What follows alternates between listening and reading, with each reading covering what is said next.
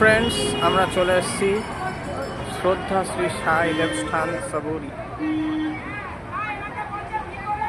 এটা সাই বাবার মন্দির।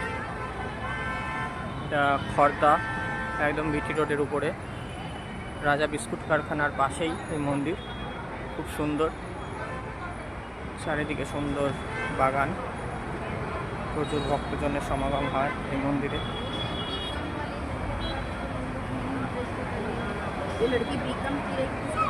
ভক্তি মোড়ে ডাকলে সাই বাবা সাড়া দেয়।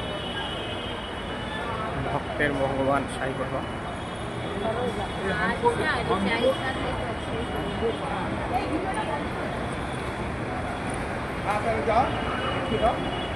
আমরা মন্দিরের ভেতরে ঢুকে যাচ্ছি।